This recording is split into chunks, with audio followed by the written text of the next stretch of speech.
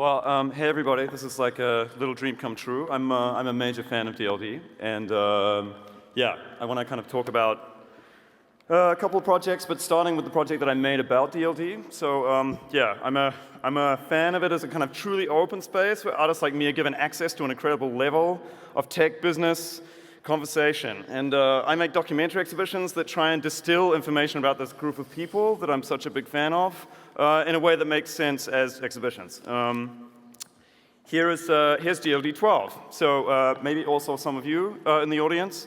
My co-presenter Timur's in there somewhere. I didn't go to this event, but I saw it online. I was blown away by the content, the speakers, but also by the packaging. Like the design seemed to me to carry content in a kind of similar way to the speakers and their presentations.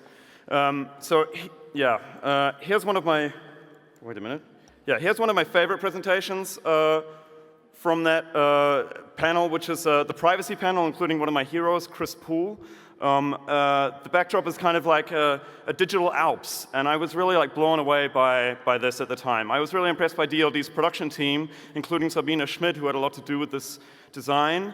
And I read this as a kind of futuristic vision of a digital alpine landscape. And I think the DLD images are kind of some of the most sticky images circulating on the news media, and I think that's really helped by the amazing production. Here's another of my favorite presentations, Digital Diplomacy, with Alec Ross and Khalid El Mufti, excuse me if I mispronounce that. And the messages seem to be totally enhanced by the design.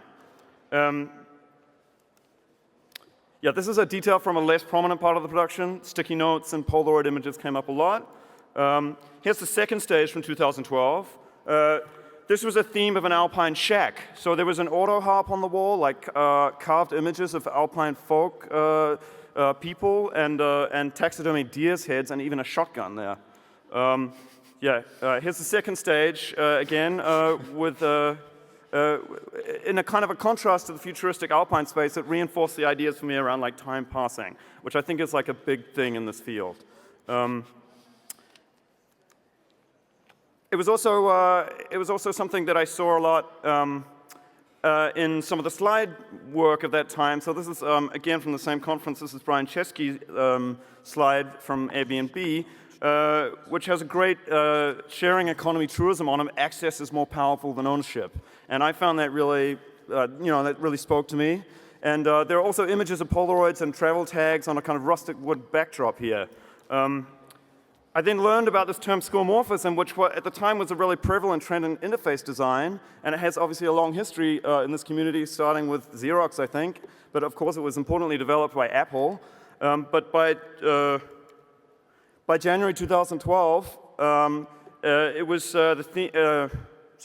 by January 2012, when DLD was on, everybody in this community was very familiar with the fully developed version of then iOS 5, because it was the dominant mobile platform in mobile at the time.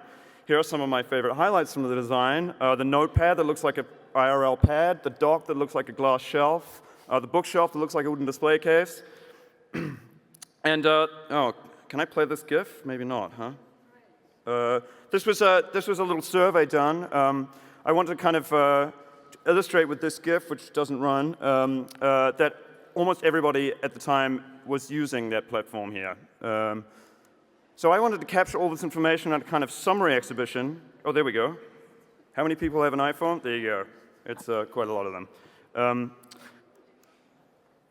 I wanted to capture this information in a kind of summary exhibition that used all this information and passed through these conventions. So here's a graphic canvas that I made to describe this panel talk for my exhibition idea. It's the amazing Dyson family, who are regulars at DLD, in the panel, which was one of my all-time favorites. I tried to use skeuomorphic designs, and so I placed objects like Polaroids and notepaper and used the backdrop for the stage designs and used like a cartoon font like that in Notepad to isolate quotes that I chose that I felt best carried the feelings of the talk. Here are some other moments in the panel. Yeah, the world is unfortunately driven more by politics than facts, and I certainly believe very strongly in the privatization of human space. Here's Andrew Mason, the then CEO of Groupon, in one of the more edgy talks of that year. And here's the canvas I made to summarize the talk, using the same interface design idea. And some amazing quotes from the talk. I really love this one. Let's start having fun. Let's get funky. Let's announce everything. Let's be wildly positive in our forecasts. Let's take this thing to the extreme. If we get whacked on the ride down, who gives a shit? The time to get radical is now. We have nothing to lose. We also have Tim Draper, which is another one of my favorite, I guess, tech personalities. Here's him talking about large pools of wealth from Asian sovereign capital. Here's him saying, are we in a bubble? As long as people keep asking that question, I don't think we're anywhere near it. It's a 9-year cycle, and we're in year 3. And I guess that would make us now year 6. Another one of my heroes on this panel, there they all are down there, but yeah, Henry Blodgett, big fan of Henry Blodgett. Here we are, look at the design played out here in talks in this space with an incredible talk by Pavel Durov and Jimmy Wales. In this talk, Pavel Durov donated $1 million to Wikipedia on the spot, and here's my 3D graphic version of the stage, which kind of is transformed into a giant dock for slides. So I made these canvases for each talk, and it turned into a giant walkthrough timeline exhibition that has toured many venues since I first showed it exactly a year after DLD 2012 in the Frankfurter Kunstverein, coinciding with DLD15. And the panels are organized in a kind of strict chronology, giving viewers a full 3-day timeline of the event. Timeline, again, is such a key organizing device for feeds from Twitter and Facebook. And here a view from the back showing their canvasness. Using canvases seemed to me consistent with a skeuomorphic organizational logic for exhibition making. Here, like iOS 5 Notepad, you immediately know how to read the exhibition as art on canvas. Also, the view from behind, where you saw only the blank canvases, was something important for me. As viewers walked through the timeline, they could only see the future and not the past. Here's the same exhibition at Petzl Gallery in New York, and here it is at Auckland Art Gallery in New Zealand, where I'm from, and here at the Montreal Biennale. So it's traveling a lot, which is great. To summarize, all you need is data. The DLD 2012 Conference Redux was a walkthrough maze that summarized the 3 days of DLD 12, synthesized timeline feed, and mobile interface design with conventions dominant in 2012 in order to describe the community using it in the most appropriate language with one graphic panel per talk. This is another project I did which kind of also relates to tech culture and how I feel about it, and it looks at I'm sure you're familiar with Kim.com in this audience. He's the founder of MegaUpload and MegaVideo. And here's the indictment also that was issued by the US Court of Virginia at the same time that DLD 12 was happening in January 2012. Here's helicopter footage from the raid on his home near Auckland, where he was living at the time, still is living. And here's some security footage from Kim's mansion where the SWAT team-style raid was performed by the New Zealand police in close conversation with the FBI.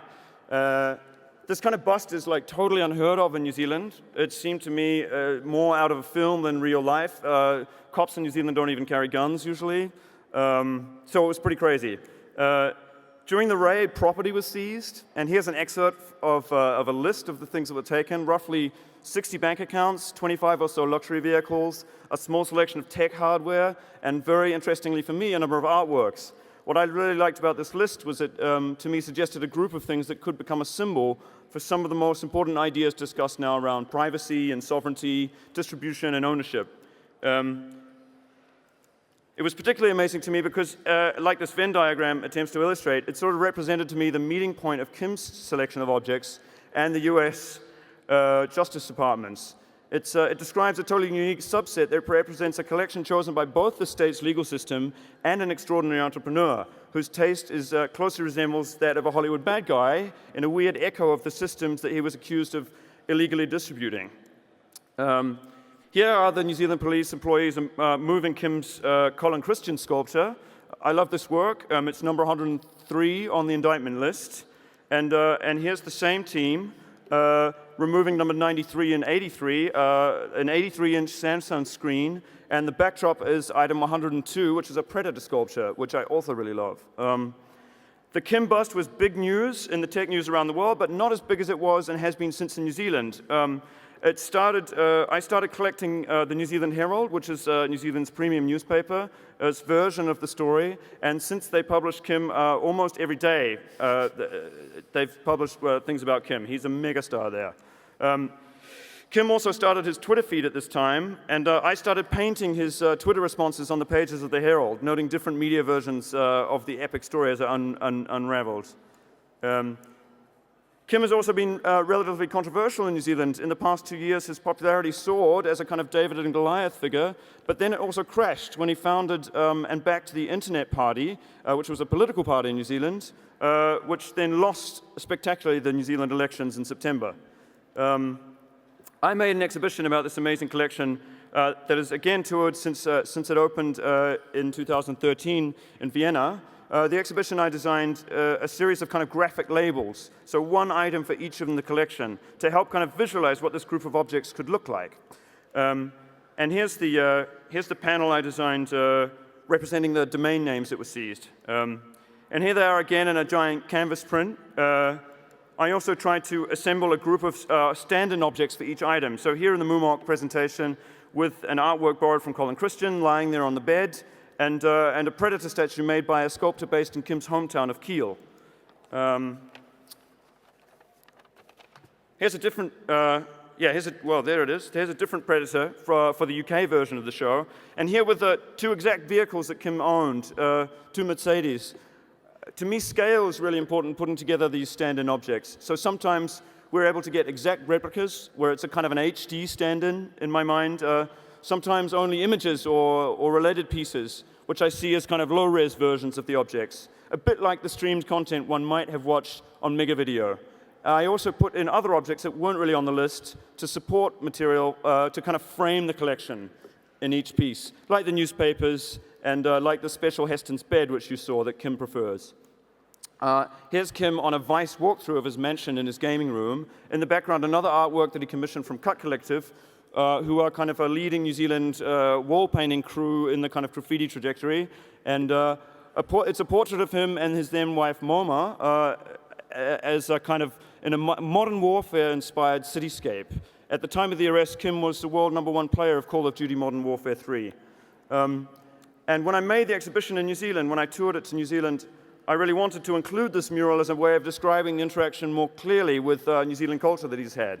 And so here are the Cut Collective team working on a replica of the painting, which I invited them to do for the exhibition.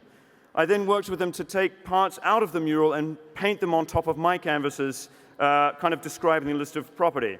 So they kind of came out looking like this. There's Kim and a couple of Call of Duty figures interacting with the labels. And here's the panel for Kim's PayPal account and one of his many DBS accounts. And here's the same space, including another artwork of Kim's selection, number 97, in High Spirits by Olaf Müller. There's his Sea-Doo and a lineup of other material he owned, a disembodied predator this time, and here the Colin Christian sculpture, this time hanging on the wall. Here's a stand-in for one of the undefined items. So this was like a fiberglass sculpture that I substituted with a New Zealand sculptor named Michael Patakowhai, who's one of the strongest figures in Māori art there. Here's more of the painting collaboration as it laid out among the material. And here, $175 million, which was the amount of cash the police seized, translated into New Zealand currency that I borrowed in shredded currency from the Reserve Bank. And here to stand in for the bank accounts that I opened a business, megavid.eu, and tried to open bank accounts in all the same banks as Kim.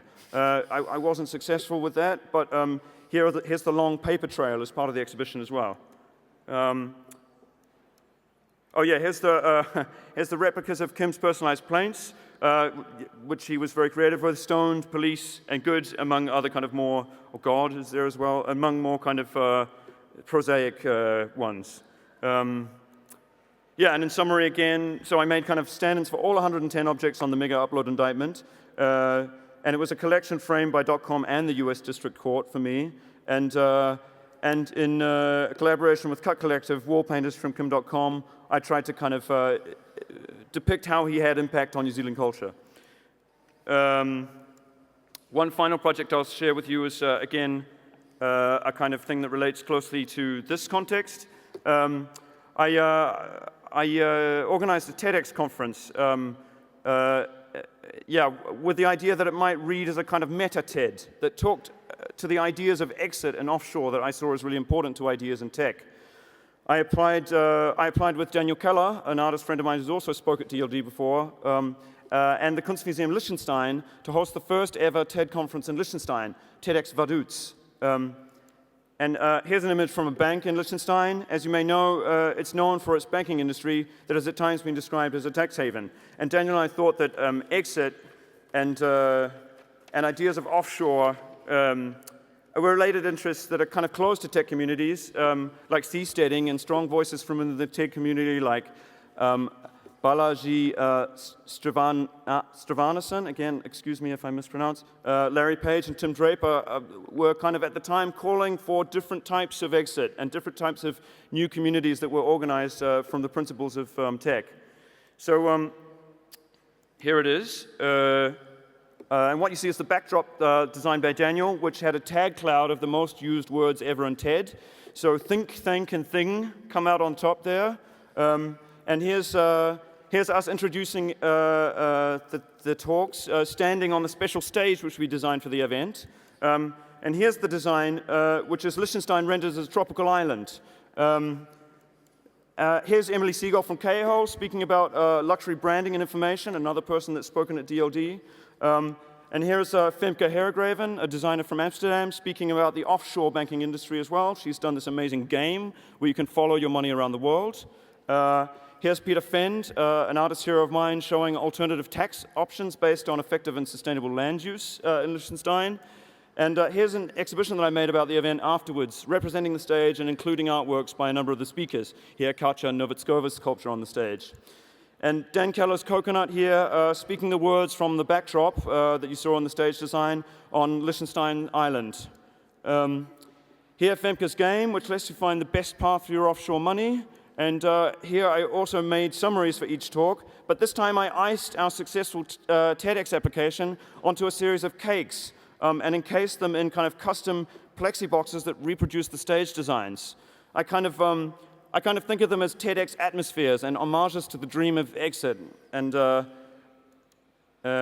yeah, there's the TEDx Vaduz stage design with the kind of plexi tube that sort of leads up to the cake. Here's Emily Siegel's luxury quote, and here's another cake detail. And here Peter Fend's plans for alternative eco-tax systems, which he did as amazing drawings, which I also really love. And yeah, here's the summary of that presentation. It was a licensed TEDx conference, first in Liechtenstein. The speakers themed on exit and offshore, and the stage design with Liechtenstein as a tropical island. Thanks so much for your time.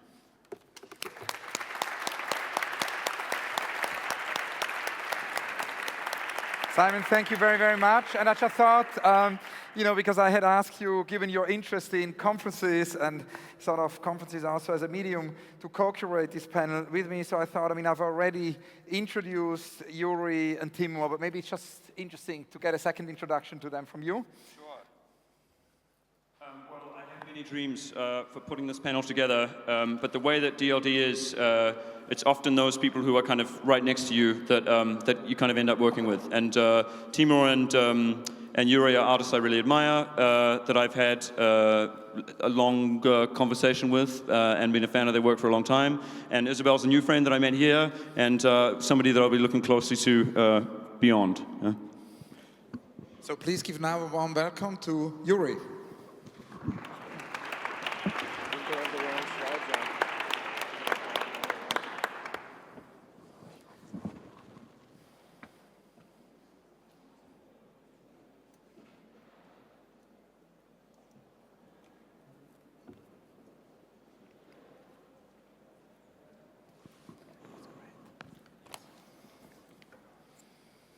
So tonight I'm going to present one work which I feel best explains my position and I felt would resonate with some of the other discussions I've heard at DLD over the past 2 days, plus a short synopsis of some additional works.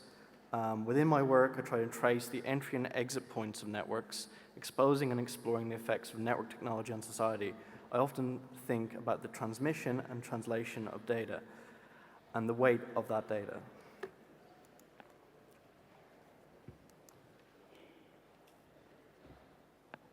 So this is a work called Outsource Views Visual Economies. I wanted to build a portrait of users of outsourcing network Amazon Mechanical Turks. Perhaps well known to many of you here, but those uninitiated with the service, it's a website that you can post microtasks or jobs to be outsourced to this worldwide network of anonymous workers for small remunerations. It's used by many websites and apps to verify, sort, and generate data too complex for computers currently to tackle efficiently. The service's title derives from the famous 18th century fake chess-playing machine passed off as an automaton. Like this apparent machine, the humans on the network are the flesh and bone hidden cogs behind many of the online services we use. Amazon's service is just one example of a much wider trend for microtask outsourcing and the precarious growing global workforce associated with it. Next year, the service will be 10 years old. I started engaging with it just over 3 years ago, as it was the most mature example of such a network.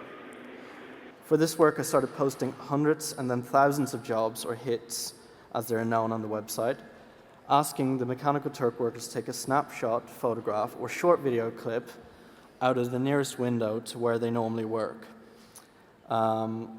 And as you can see, most of these workers work from home where they complete these microtasks. Another interesting fact about the network is most of the people on the network are apparently women. So I wanted to build a portrait of this network at the time through this mass collection of landscape images, while staying well within Amazon's terms of service, which forbids asking workers for personal information. What I received were images of varying technical quality and resolution, shot in every generation of digital camera imaginable. I wanted to explore the economies of image and data production, something of which we all participate in. What was the most important thing about these images is that they contain metadata. I wasn't looking for embedded geotags, but the apparent clues and hunches observed when viewing these images. I felt these assumptions and connections with place we make when we see tropical leaves, red soil, and an exotic bird call. A graveyard view or an American flag in the middle ground, applied by the viewer to tens of thousands of images, would conjure some sort of deeper perception of a network, and in particular humanizing that digital space again. Recently, the service has been in the news. Some of you might have heard about this.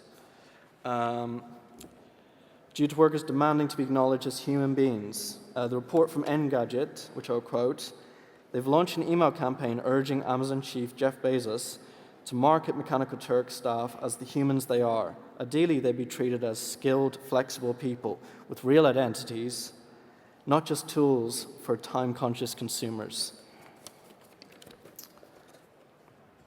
Mechanical Turks is just one example of a new class of networked worker fulfilling the needs and wants of the plexus. These are the ghosts in the disruptive machine. When thinking about entry and exit points of online networks, my work also tries to identify the edges and architecture of that space. To try and make visible this intangible thing that we're all tethered to. I've shot video works in data centers and also connected my own service to the internet within physical exhibitions, providing my own DIY data hosting service for the online components of these exhibitions. My physical work makes reference to the aesthetics of data and logistics centers, shipping and storage facilities, and domestic flat-pack furniture. The full journey of objects and for that matter data that we consume every day online. My work is often delivered directly online, or when in physical space, usually has networked elements and connections. I think of successful physical artworks as hyperlinks to wider knowledge. And I've proceeded to close the gap between this duality of practice and treat the digital data in the same way as I would care for an object. So one such work, which is actually part of a series of works, is Familiarity Breeds Contentment. It involved the repurposing of a Google mini search appliance server to host temporary scraper spam website within the exhibition space for the run of the show. using Black Hat SEO tools, I made an autonomous, ever-evolving online collage archive of mined and scraped content, sourced from the open web based on keywords relating to the physical content in which this piece was shown, and also relating to sort of my research interests at the time. When shown in group shows, it would also, this scraper website would also search for the specifics to do with that show, as well as the artist names, their research interests. And it would build sort of this ever-evolving melee of spam. These websites are actually used to sort of hijack Google and get higher up search rankings. So I was kind of playing Google at its own game. Next slide. So I was thinking about access to information, monopolies on that access through the ease of use, and how that begins to shape culture. And on the opposite spectrum, it makes reference to the internet users challenging those systems. I was also thinking of the abstracting of text into search results, and how this fundamentally changed our consumption of the written word. Running my own scraper site seemed apt in both replicating this and creating new links and associations, which I then loop into future works. Around this time, I came across this quote on Twitter, and you can take what you want from that, but I think it's an interesting observation of Google's practices and their position in the marketplace at the moment.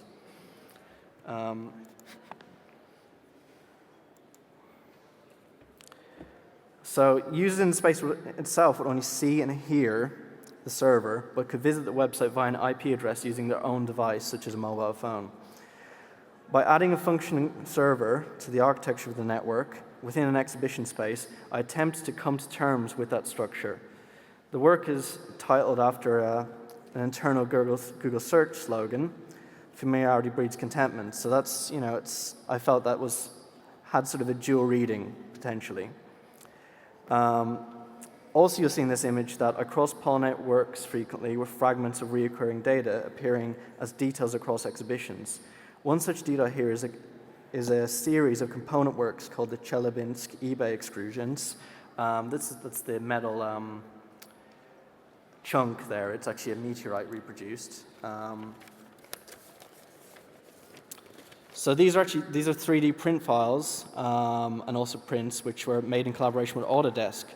I utilized one of their 3D scanning apps for the unintended purpose of extracting the data contained within found images from eBay listings of the fragments of this meteorite. This meteorite was what probably is the most famous meteorite event of all time, with videos of the crash getting viewed tens of millions of times online. So I used this app to resurrect the 3D forms from these images, returning them to their physical state by rapid prototyping techniques. They have become signifiers within other works of the weight and importance of metadata. Another work made concurrently at this time was collocation time displacement. This was shot in Swedish ISP Bahnhof's nuclear bunker data center in central Stockholm, setting the script of a found chat log of a reported time traveler amongst the servers in the repurposed Cold War caves. This text is presented in its original form using reverse-engineered speed-reading technology. We learned the time traveler has been sent back to retrieve an IBM 5100 to debug various legacy programs in his own time, 2036, to solve issues relating to the Unix year 2038 problem, a storyline revealing of the time it was written, the year 2000. My initial attraction to this text is the theory that it was seeded into popular culture using online chat forums by a Walt Disney media lawyer, hoping to cash in on the intellectual property rights of the character further down the line by making a Hollywood blockbuster movie. In some ways, this is my own teaser trailer for that unreleased film, with Bahnhof's data center providing the set. Like the internet, this data center is a space whose architecture has been influenced by science fiction as much as by Cold War and post-Cold War paranoias. For me, tracing the systems of cultural influence is important when thinking about the politics associated with technology. It took me approximately 6 months to persuade Bahnhof to trust me to film their space. Seeing it in person gave me deep insight into the company's philosophies, a company which at one time hosted both WikiLeaks and the Pirate Bay, and whose data centers are designed to influence as much by Bond films as they are for security. Working closely with and experiencing these systems eventually led me to feel, I guess, somewhat de-skilled by my art practice. For some time I've been working post-studio, with works created entirely on a laptop, on-site or in temporary workspaces. While preparing a solo show for Soul Projects London, I joined London Hackspace, a non-hierarchical community-based non-profit co-working space that happened to be near the gallery. I began to see the space and this type of working as possible solutions to my frustration of a fixed studio space and the wider problems I see with creativity, space for creativity, and the visual arts in large cities such as London. This led me to my current project, which I'm working on for the Chisenhall Gallery Residency. The Chisenhall Create Gallery Residency. Got to get that right. Over the next 18 months, I'll be engaged with the wider tech community in London, from maker and hacker spaces to the incubators and co-working hubs associated with the East London Tech City, as well as a way to explore wider ideas around creativity, work, and production situated outside what we think of as the art world, and hopefully bridging the gap in these approaches, finding a new productive model for cross-disciplinary creativity, in particular between art and technology. I think a lot can be gained from this conversation. The final work will look at technology's effect on a city in a multiple strata overview, and will be presented in London in late 2016. Great, thank you.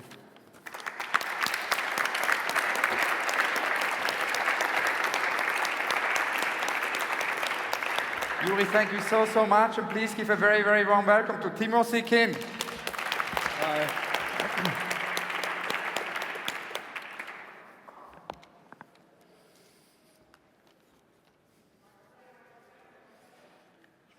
Hi, my name is Timur Si-Qin. I'm an artist, as you can tell. Let's see, where's the clicker thing? Here you go. So I'd like to start by just kind of giving you an introduction to a body of work that I've been making over the past year, called the Premier Machinic Funerary. And basically what it is, it's a series of hyper-commercial ancestor worship sites. And in particular, there's 3D printed fossils of ancient hominids. And I kind of think of them as sort of anti-funerals, and because they sort of mark the reemergence of an ancient hominid and traces the causal history of the form of that life. So this is this is part one that I did at the Taipei Biennial, and it's kind of based off of the Chinese funeral design, which has this particular bisymmetrical design. And kind of this whole project is sort of trying to paint a picture, or trying to paint a perspective of the kind of an anthropological perspective on the human propensity to organize matter. Let's see. So here you can see the fossil inside the coffin. Go back. And then part two happened in London, and at a collector's space called Karl Kostial. And this space is just down the street from an Abercrombie and Fitch store. And so what I did is I created an advertisement campaign that's kind of based off of this iconic Bruce Weber photography. And we commissioned a photo shoot in New York and went through the casting and everything.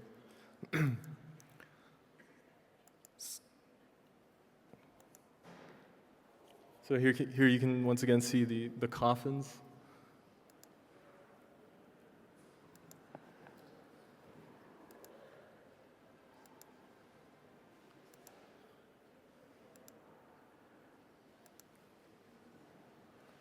And here's some pictures from the advertisement campaign that weren't included in the show.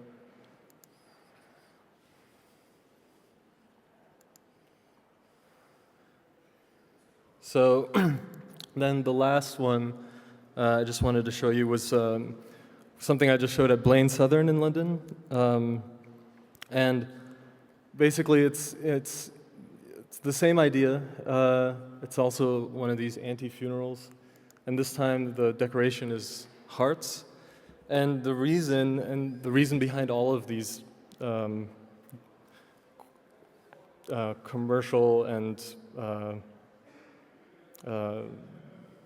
visual culture regularities is specifically, I'm really interested in the regularity of visual culture, and I think of it as a sort of evidence of a virtual structure that kind of shapes how we organize matter and how we see the world.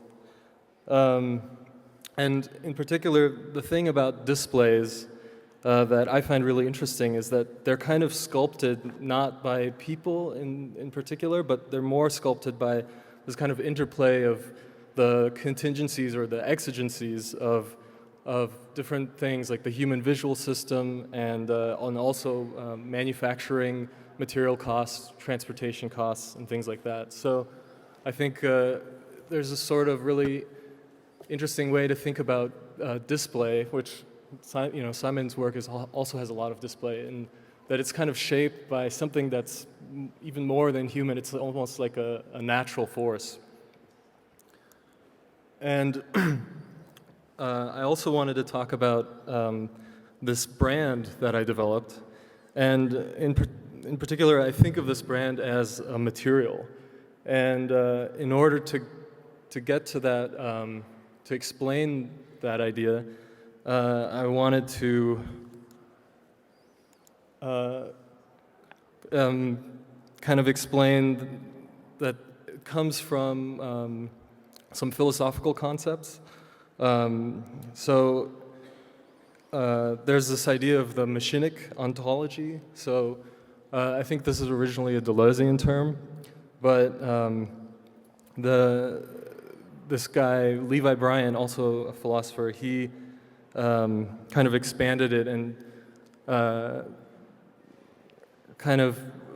he wrote this in he wrote this book, The Ontology of Machines, where he kind of says that really you have to think about everything as a machine, and this is the point about how this interfaces with technology, is that really there is no separation between technology and anything else. And the reason to think about a machine as everything as a machine is because then you can start thinking what things actually are. And so a machine, its function is determined by its relations.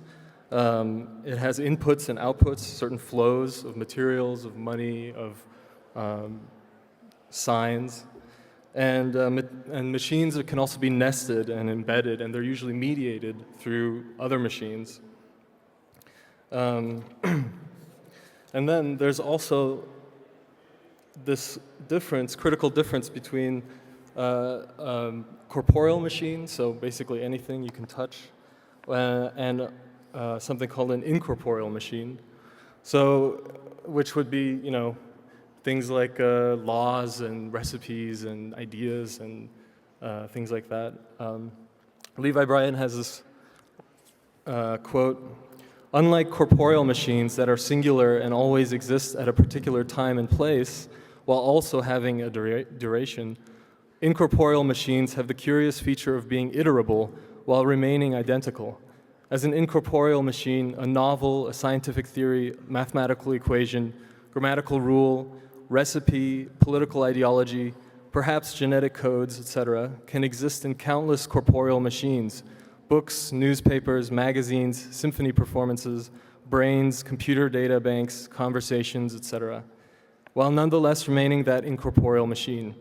Every copy or iteration of Shakespeare's Hamlet in the paper of a book or in a computer program is still Hamlet, just as every execution of the operation of the Pythagorean theorem is still the Pythagorean theorem, and every performance of Beethoven's Ninth is Beethoven's Ninth." So the reason I'm even getting into all of this is because I feel like it's really important to understand what an artwork is and how an artwork functions. I think an artwork is best defined as a sort of machine. And artworks can be corporeal and they can also be incorporeal, as in the case of conceptual art. And there's always some sort of interplay between the two. It's also determined, the function is also determined by its relations. So for example, this famous Christo piece, in which he wrapped the Reichstag, he had to go through and kind of, or they had to go through and deal with certain laws, and a lot of work had to be done. That is also, you could consider, part of the artwork and defines the artwork itself.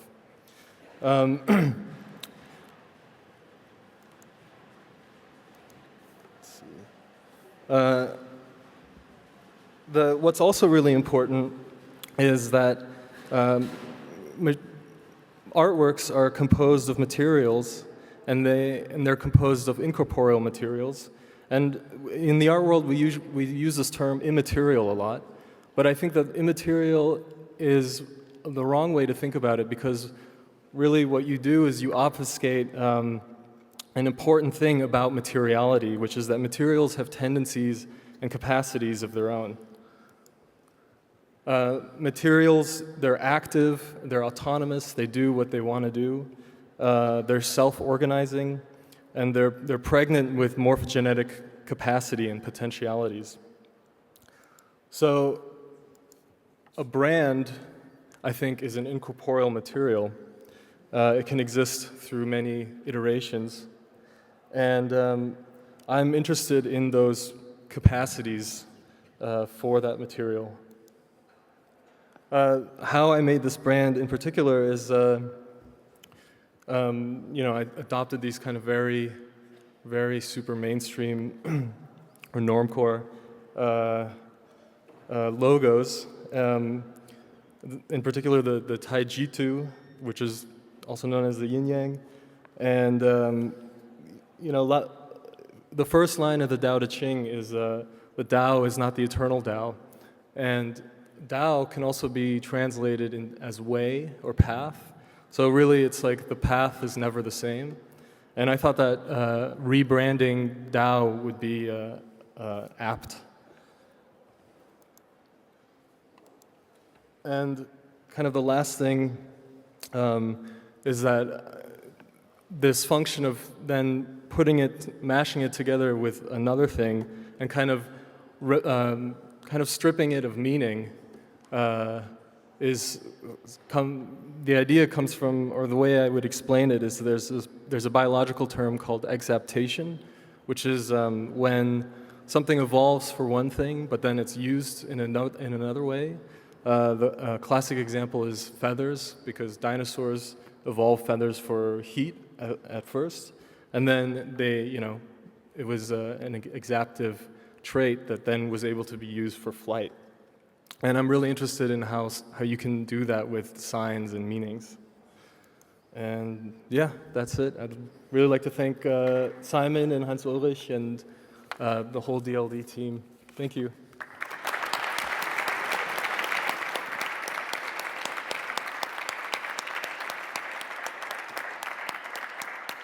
Timur, thank you so much.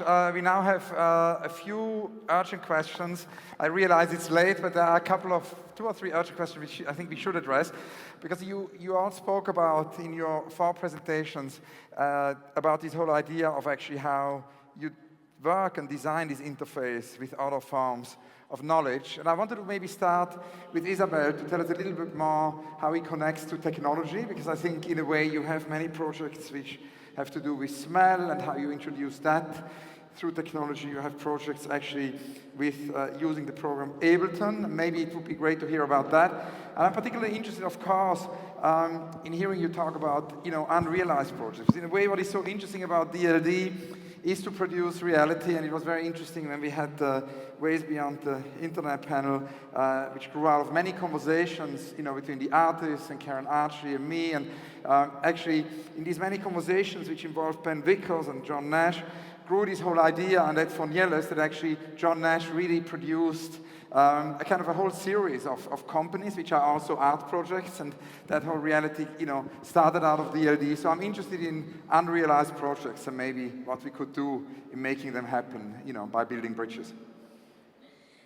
So first I'll start off telling you a little bit about the the occasions. So what I call my work are hosted occasions, and the occasion format is something that I created to be a format for live experience that doesn't fall inside of necessarily theater, and also does not fall inside of exhibition, but somehow lives in between these formats. And most importantly for me in the occasion format is that visual dominance is kind of brought down by including and addressing the other senses through the use of smell, music, food, furniture design, light design, decoration, garden design. Often the spaces are decorated and made into sort of full, live, lush gardens. And inside of this space, there's no preferred point of view. Visitors can come and go as they please and sit in whatever spatial orientation. There's no designated front. And as the host, I sort of unfold the evening with different kinds of content that are really within a range, I suppose, of between, I would say, analog and digital. So from totally based in the body, bodily dancing, to kind of live processing of sound and voice through the use of effects on microphones, mixers, and all of that. So technology plays a really big role, actually, inside of the occasion format. However, it doesn't have a strong visual presence. Its presence is almost marginal and should be kind of seamlessly, sort of in a seamless duet with me as the host. So even though I'm initiating, I could be initiating at any moment the diffusion of a smell into the space, or a particular sound, or initiating a sequence of sound events, or adjusting the lighting for the vibe. So I kind of think of the use of technology in the occasion format as a kind of vibe management, because I spend a lot of time thinking about generating and working on generating vibes, actually, throughout the occasion, which lasts usually 4 to 5 hours long, and sort of you have different high and low moments, and so it's a very social atmosphere where my presence as well is at times central and at other times marginal. So there's a kind of smooth sort of vibe management going on that I really use. I really rely on the technology for. And of course, lots of software for live processing music and making music live as well. So, yeah, it's very much integrated, but always is sort of mediated through the body, I would say. That's how I use technology. Now, a couple of years ago, we had a DLD, a panel about solar technology, and it came out of this idea of artists and solar technologists developing a solar airplane. You also have an interest in solar technology, solar gardens. Could you tell us about that? Yeah, sure. I mean, for me, it would be fascinating to imagine. There's quite a lot of energy that's needed to produce the occasions, and could I run an occasion on a renewable energy source? That would be fascinating. Could I use technology and electronics that could resist weather and do really outdoor, and as I'm really obsessed with gardens, sort of, real live gardens, outdoor occasions that can have and use a kind of technology that can withstand that and can also be powered perhaps through solar power. Now I wanted to ask Timur to tell us maybe about some of your kind of unrealized projects in the intersection with technology.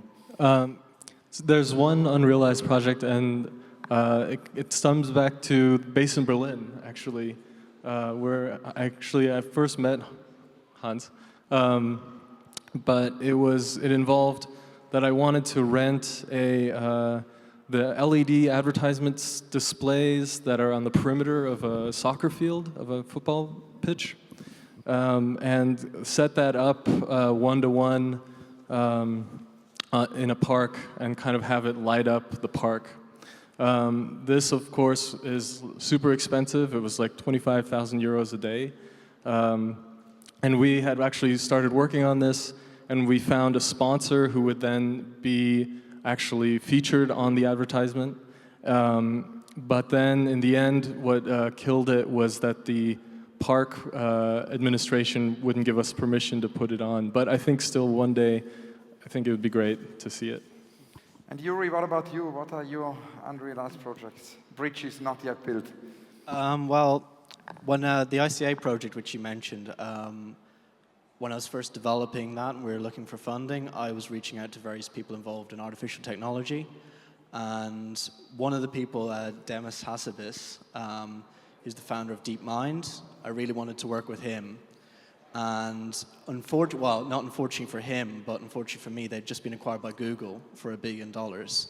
And he was too busy to partake in my art project. But I really wanted to make a piece that used like true AI or nearing elements of true AI and having computers deal with true creativity. Like these sort of experiments that DeepMind were doing involved computers talking to one another and these creative outcomes coming out of those engagements. And I really wanted to sort of have some sort of access to that technology. And Simon, I know your unrealized DLD project is to get Kim.com here, which we hopefully going to make happen in the future, your dialogue between basically you and him. But what are your kind of other projects which are unrealized? Well, I have this really big dream. As I mentioned, I'm a big fan of a lot of this community. And one of my dreams that I would love to do is make a giant public sculpture in New York with Business Insider. I think like a Business Insider public sculpture in downtown New York would be the most amazing artwork to produce. So Henry, if you're out there listening, I'd love to work with you. Thank you all so much. Very last question. Simon had this great idea that we should sort of end it with a motto. And it of course ties in with my Instagram project, you know, the ongoing protest against the disappearance of handwriting, which we did here at DLD also last year, about this idea of handwriting disappearing and bringing it back, and so asking for sentences. And Simon reminded me this morning of a great sentence Daniel Keller said, I think in 2012, your computer are built by slaves and your gifts run on burned coal. Correct, yeah. So I kind of thought it would be great to end with some new sentences and ask you all to wrap it up with a motto. Maybe start with Simon, it was your idea. Well, hello. Oh, well, I'd like to, again, just repeat something. And I'd like to repeat that wonderful Airbnb quote, access is more powerful than ownership. Yuri? Mine will be probably forever tethered to the cloud or forever tethered to the network, which we all are. So. Timur? Peace. And Isabel? Mine would be luxury with a different ethos, not material-based, but experience-rich. Amazing. Thank you all so much. Many thanks to Isabel, to Simon, to Timur, to Yuri. Thank you. Thank you very much. And we now